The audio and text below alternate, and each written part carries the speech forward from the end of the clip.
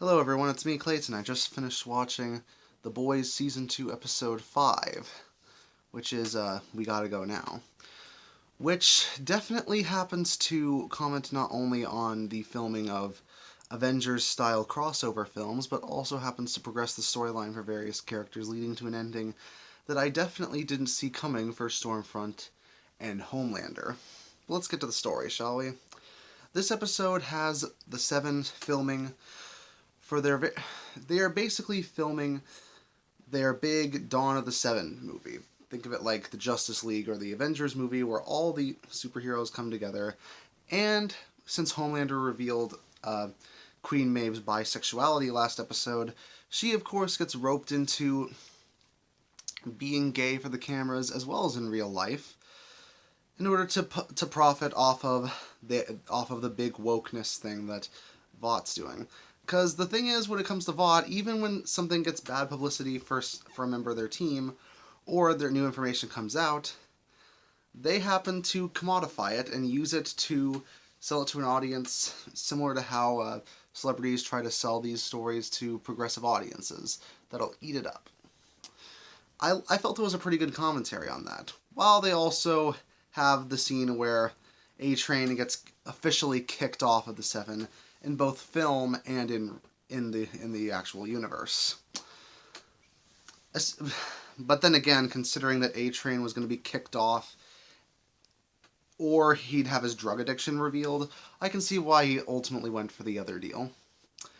Also, I like the Deep's storyline with the Church of the Collective, as he's essentially become a poster boy for that organization, and he's trying to rebuild his reputation after being seen as the misogynistic freak that he was in the first season.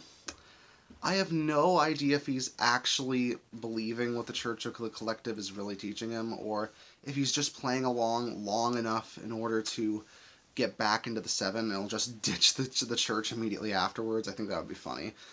But either way, I'm interested to see what's coming up, especially since Maeve is actually willing to work with him for some reason. I have no idea what's going through her head, but I'm interested in seeing why Maeve's deciding to help the Deep.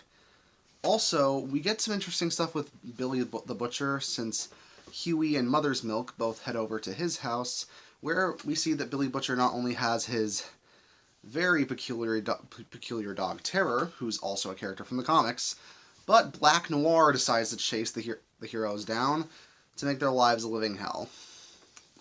Let's just say, when it comes to Black Noir, he's probably the member of the Seven that we still know the least about, especially since he still hasn't said a word throughout the entire season.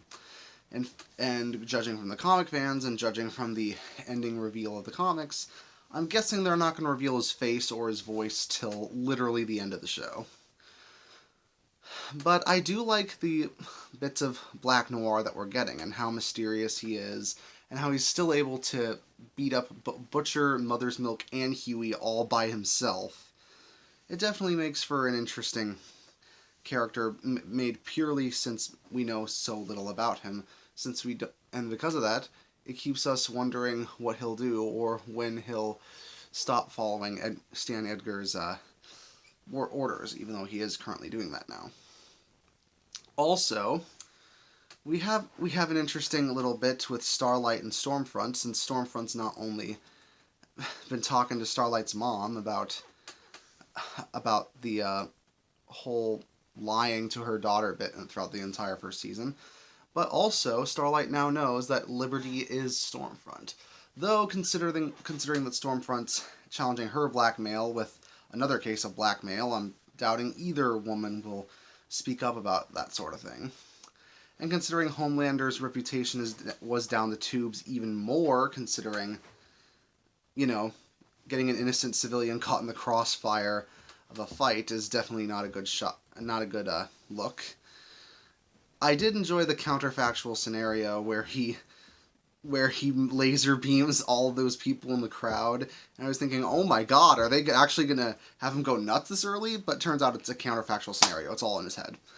I was thinking, yeah, if they tried to do that, I think he'd be public enemy number 1 at this point. But we'll wait until we see when it's going to get to that point.